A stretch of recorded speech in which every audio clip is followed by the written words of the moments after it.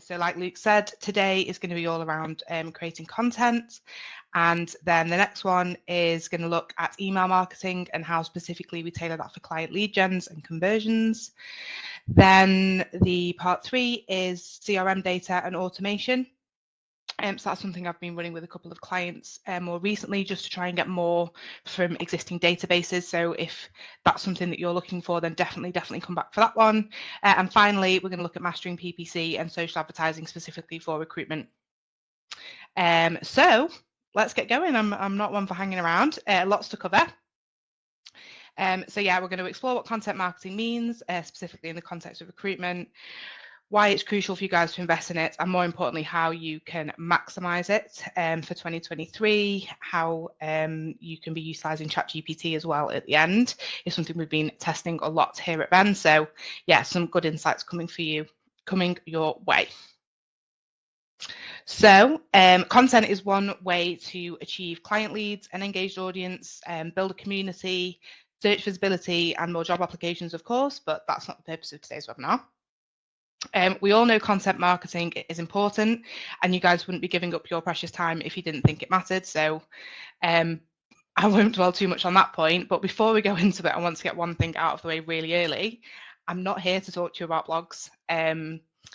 So many times when people say content marketing, you straight away think about a blog, and I want to try and break that mold. I want us to think bigger. I want us to think past that, because that is really sort of that's your baseline. Blog content, just churning out the same blogs is not going to cut it, and that's not maximizing things. So yeah, when I talk about content marketing, I'm talking about interviews, Q&As, webinars like the one we're on today, the slide decks like the one I'm presenting, video transcripts, listicle content, which is like your top 10s, your top 5s, your movers and shakers, all of that good stuff, brand spotlights, and then of course you've got case studies, podcasts, event write-ups, key takeaways, and that's just the stuff you can put on your own site. And then we look at social content. You've got static images, you've got scrolling carousels, which perform really well on LinkedIn. You've got GIFs, you've got infographics. Did I make my point? I feel like I've made my point. So I want you to start thinking beyond blogs. And what you create all comes down to 2 things, audience and purpose. It's essential to know your audience's needs and wants. I talked about this a lot in my last webinar, or my first and last webinar. So head on over to our YouTube channel or our website to catch up on that one. It talks a lot about audience personas, who they are, why they're important, how you can use it for your marketing strategies, all that. It's all kind of covered in the first 15 minutes. But in summary, you need your persona, your problem, your solution, and your reason to believe, and then you create your content. And specifically today, we're here to talk about client attraction. So if you want to get more conversions, then the main thing you need to do is have conversations with potential prospects to figure out what gets them over the line. You need to be speaking to your consultants. You need to be using real sales conversations that have worked, obviously, and reflect that language in the way you talk about it in your content. It's a classic trap to fall into, using internal language and the way you guys structure yourselves, the way your desks are structured, and reflecting that into your website when your website's not for you, your marketing isn't for you, it's for your audience. So you need to speak to them and speak to the people on the front line that are interacting with them on a daily basis, to make it all make sense. And you know, we're not immune to it. We've even coined Venglish, because you know, we talk about language all the time and it makes complete sense to us, but then you know, when we're talking to new clients and even existing clients, they're like, you say this, you know, you say this word, I'm not sure what you're talking about. So if you want more conversions off your content, which is what we're talking about today, all about client attraction, if you want more conversions, you need to validate your content with the real world, and specific problems and solutions and reasons why your customers buy from you. Content is a great opportunity to objection handle, to overcome the hurdles early, and use the content to filter out the ones that aren't your ideal customer.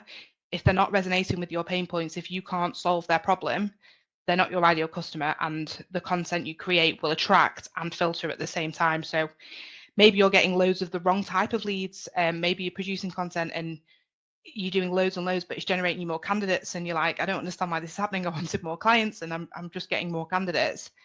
It's because the the angle is wrong, the pain point, whatever it is that you're talking about that you are trying to overcome isn't landing with your audience in the right way. So you need to revisit that.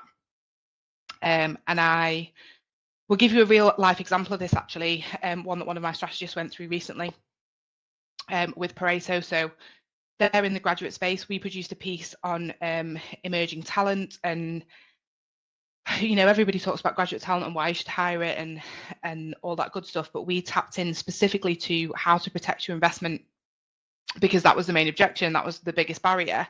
And people are like, yeah, people know graduate talent exists, but they're worried that they'll have them for 6 months, 12 months, they'll invest all this time into them and then they'll leave and go somewhere else. So we tackled that head on, and we were like, okay, well, how do we retain that, and how do you retain that talent to protect your investment? And that was kind of the broad angle that we went with. And off the back of that, we emailed it out to the database. There was a prospect on the database. Prospect clicked on the link in the email.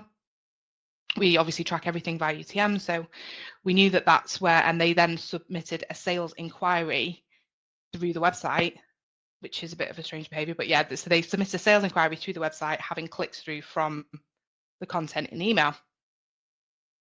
So we tracked that all the way through and spoke to the SDR that picked up that lead and said, right, okay, like where, talk to me, how did this conversation go? What's happening with this? We want to know the story behind it. And it turns out that they are a UK-based business looking to expand down the East Coast into America, and they were wanting to build out a sales team. That was basically the gist of it. That was the initial inquiry.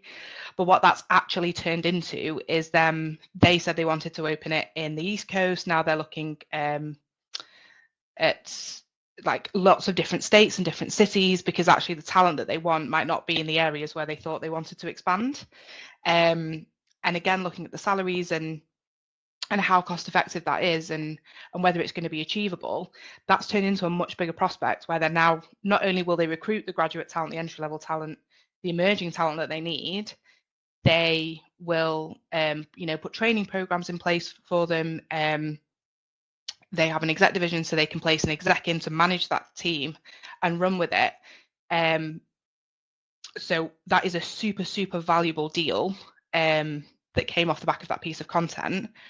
But what we're doing now is we're using that exact specific scenario, because that is such a lucrative deal for them, to say, right, okay, how do we create more content now that speaks specifically to that audience? So if you are a business looking to expand, you're a UK-based business looking to expand down the East Coast and build out your sales team, here is everything that you need to know.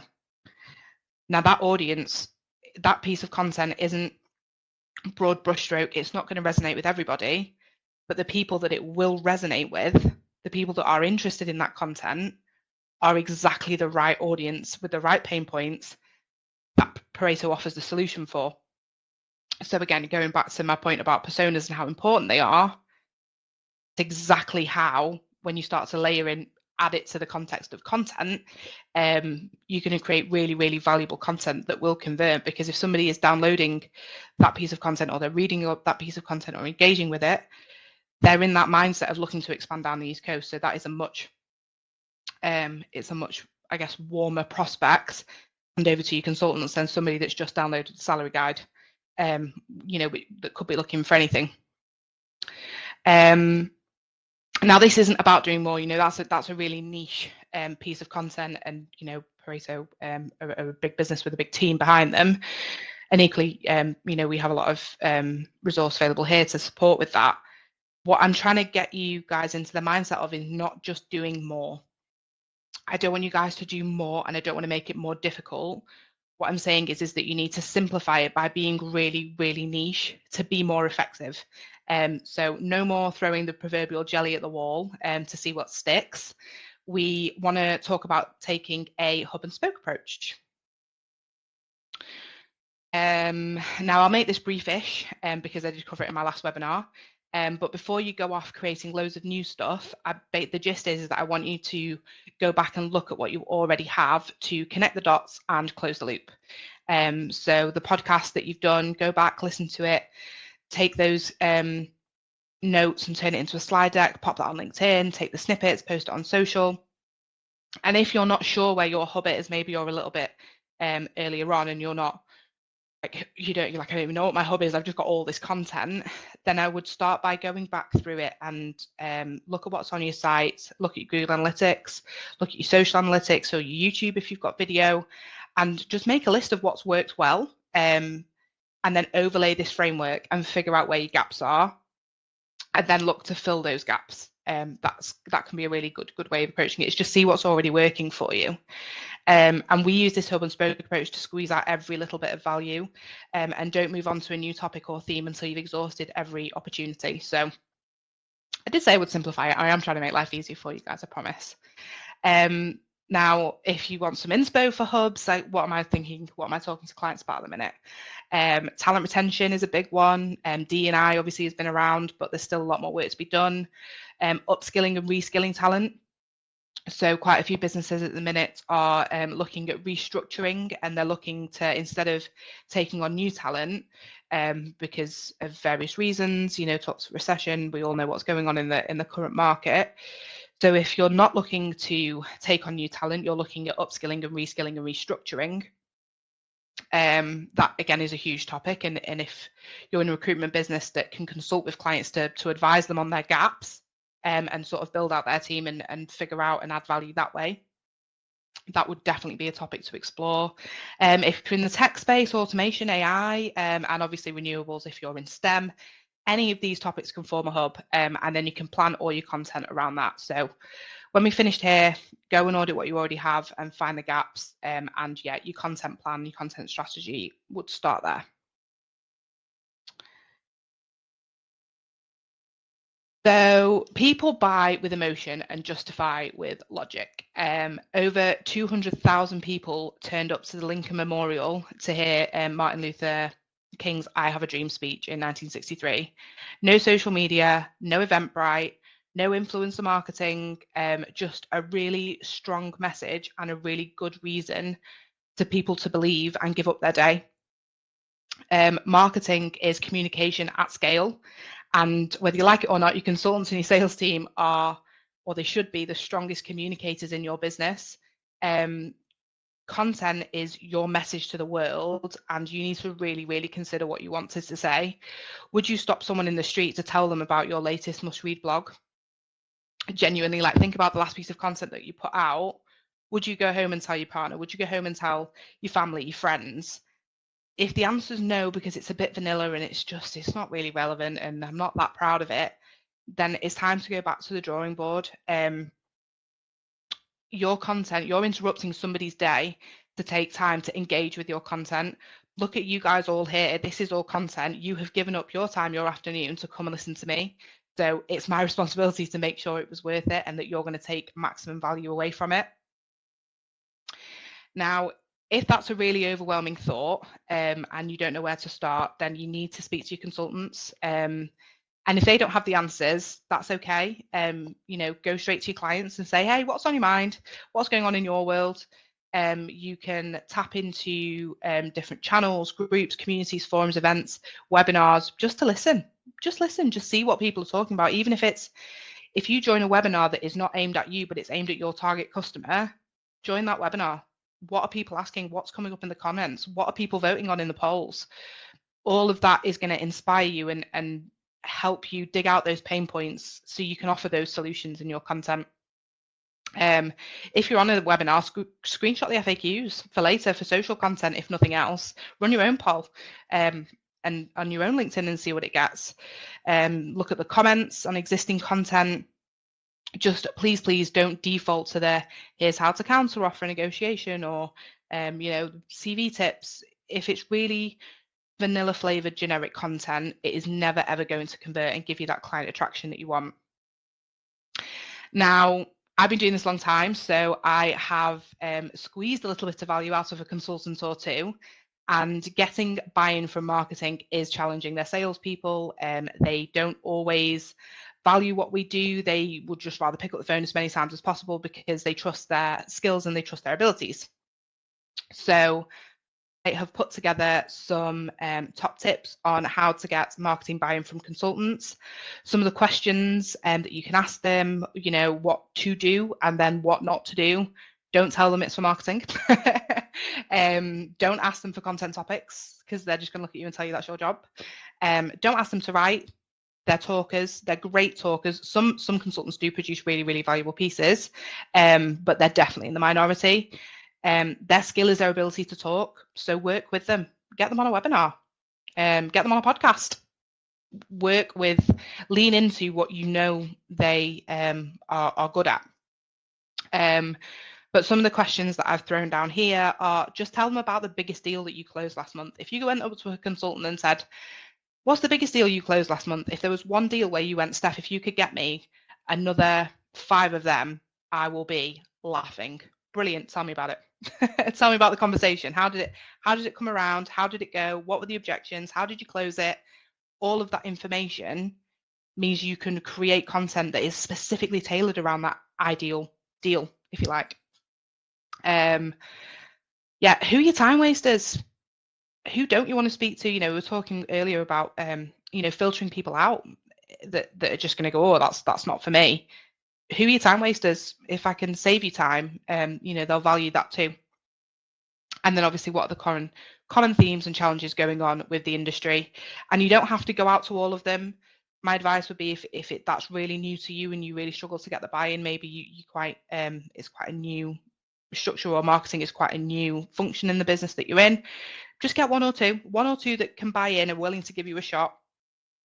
And then the FOMO spreads. They'll see some people doing well. They'll see some good deals coming through. They'll see some warm leads coming through, and other consultants will want in on the action.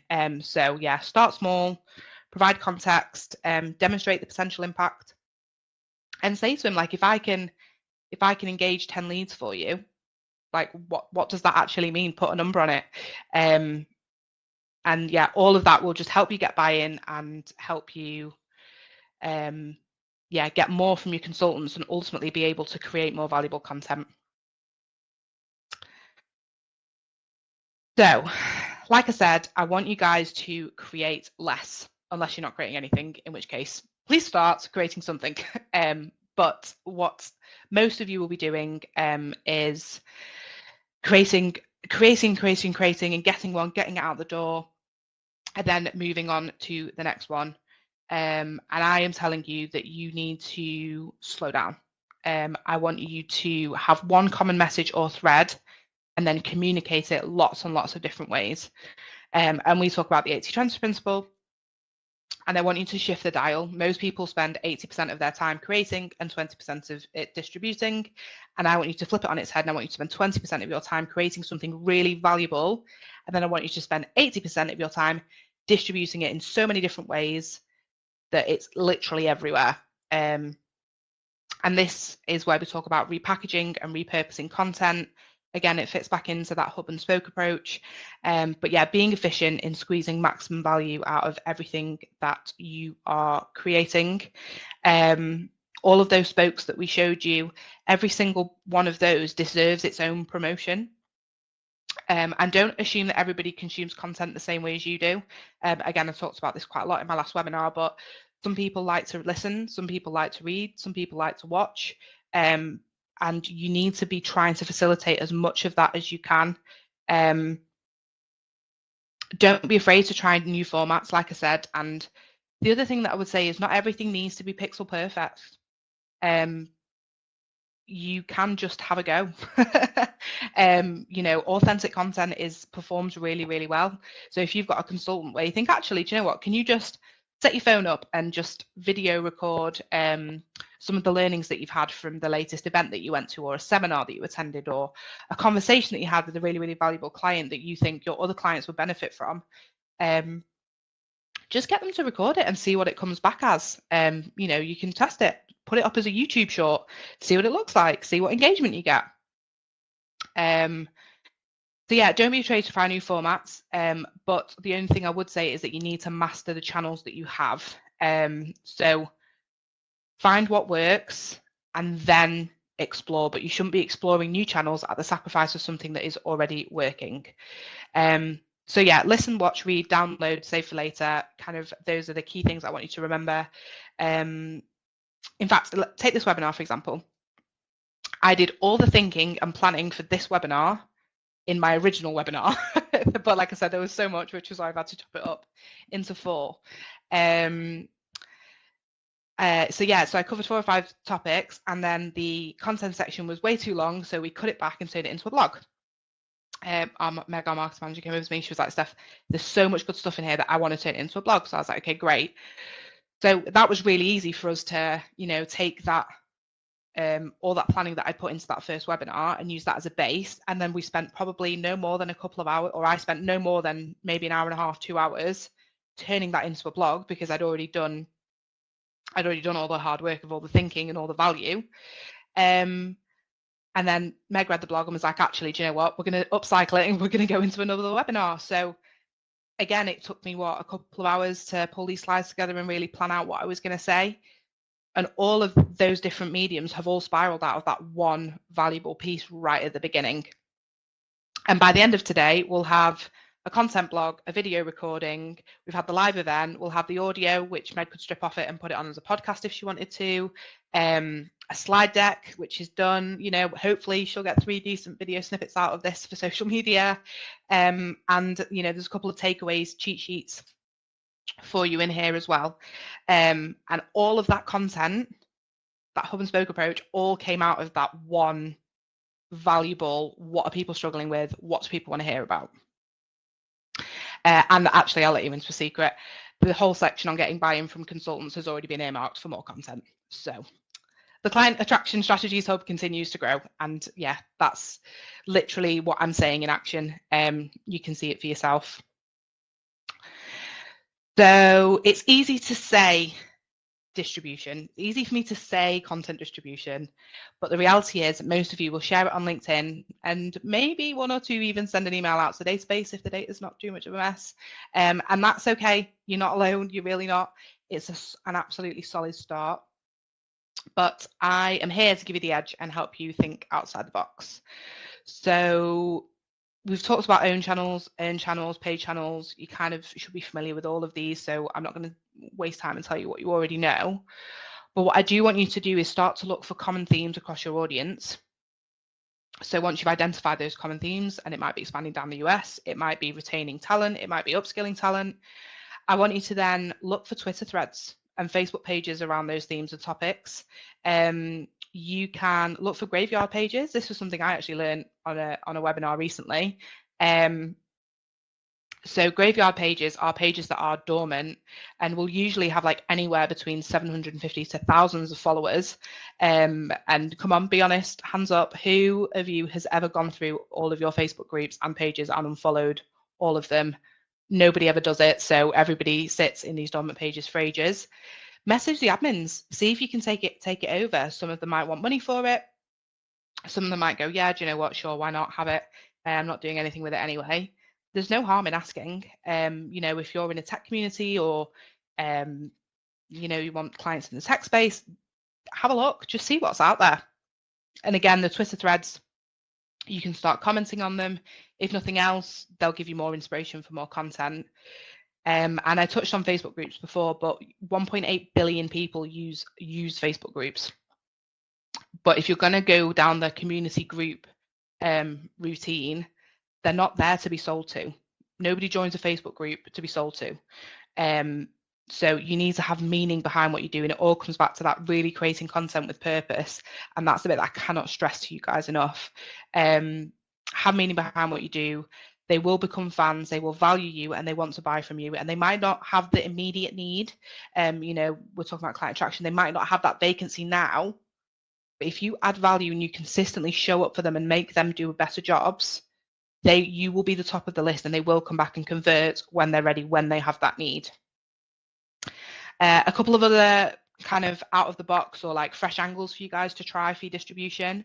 Reddit, bit of a weird platform, not going to lie, I'm a little bit on the fence about it. It's possibly more opinionated than Twitter. But look for your communities. Redditors love links. They will click on links to learn more. So you can search on there. So search your theme, search your topic, sort it by top posts, and look at what people are talking about. For those of you that are in STEM, the science Reddit, just Reddit r/science, has 30 million members. 30 million members. There's a community of 30 million people there. So have a look, see what they're talking about, see what they care about. And then if for my tech people or anybody that works with smaller businesses, the startup Reddit has 90,000 members. So that's 90,000 fresh startups. All startups look at growing. All startups have hiring needs. That can be a really lucrative and quick win. But again, if you're going to go after the startup community, what do you have to say that is of value to them? If you're a startup and you're growing and you've just received investment, what do you need to know? Do you go for marketing first? Do you hire more salespeople?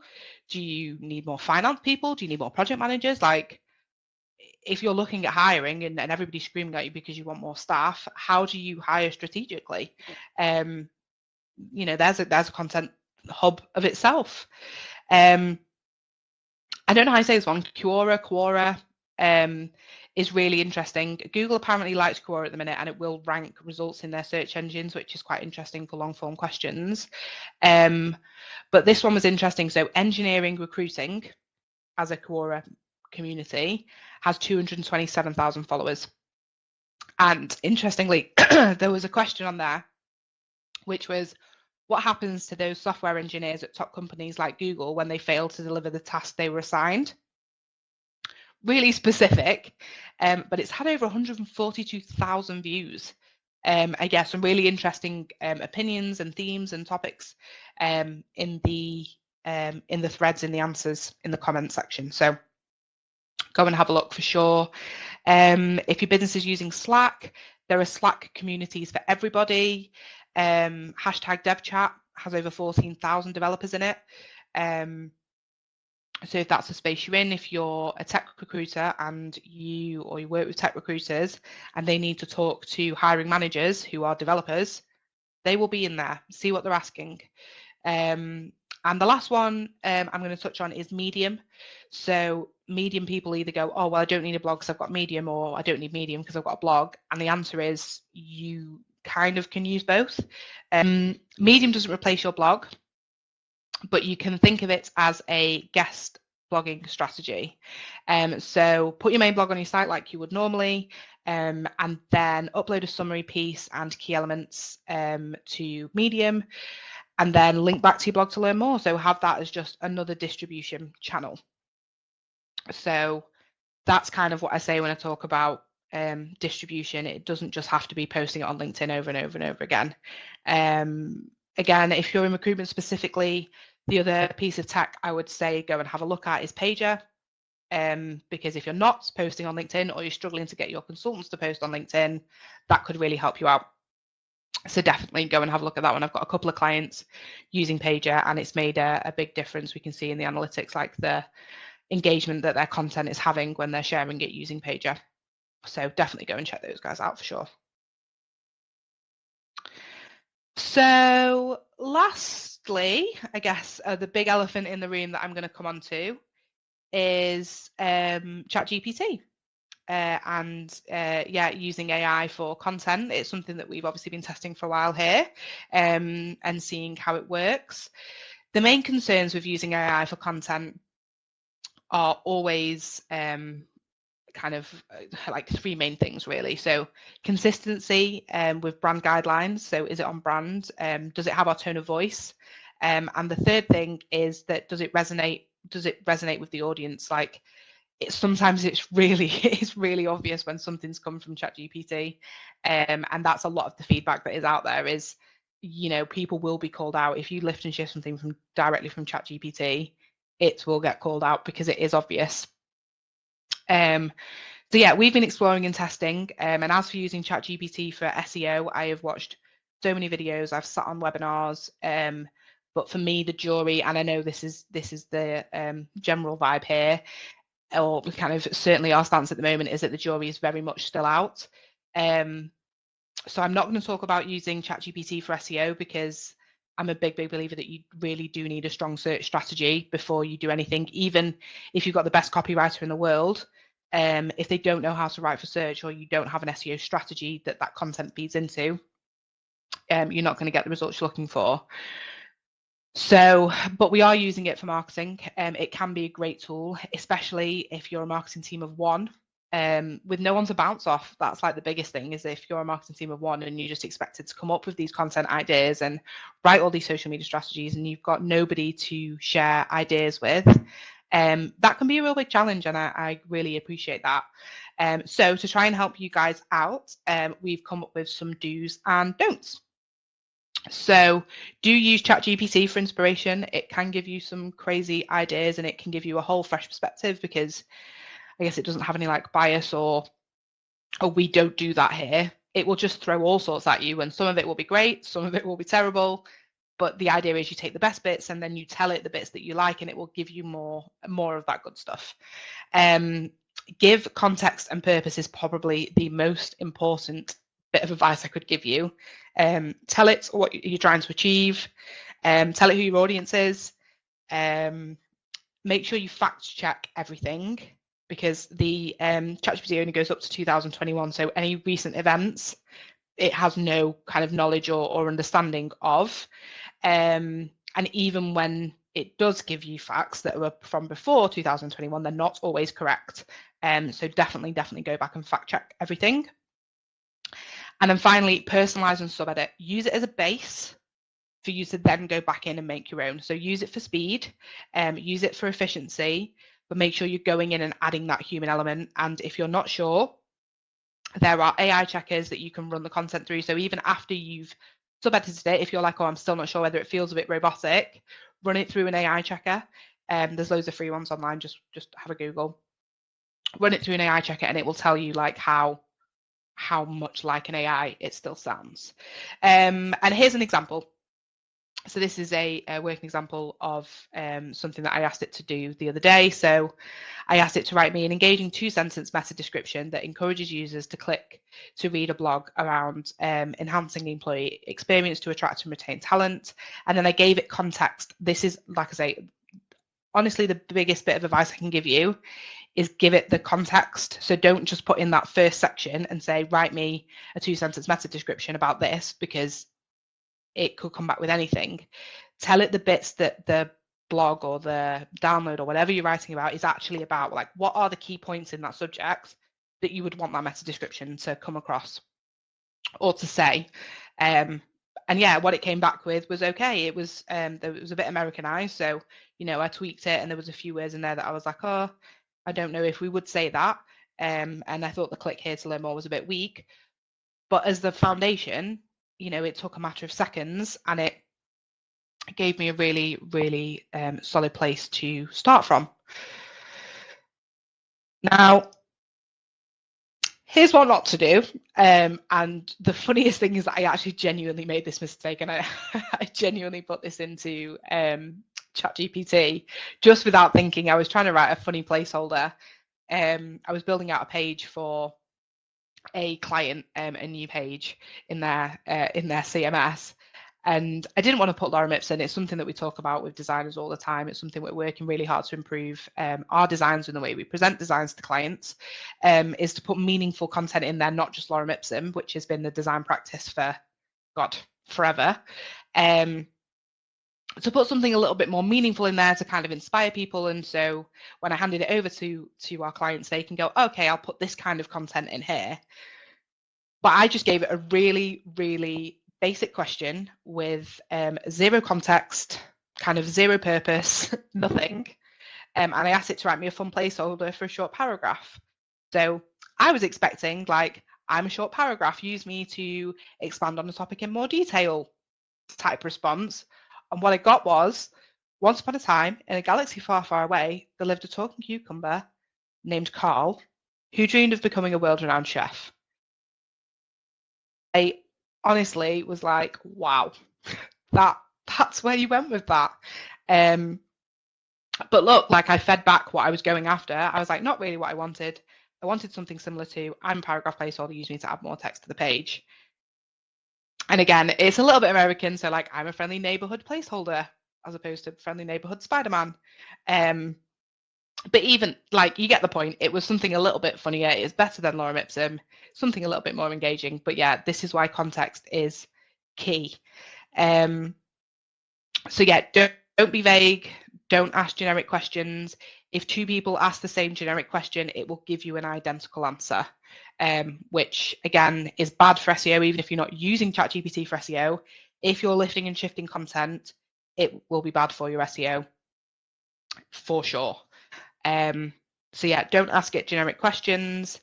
Don't take it verbatim. Make sure you're sub-editing and optimizing, and don't ask it for long form content.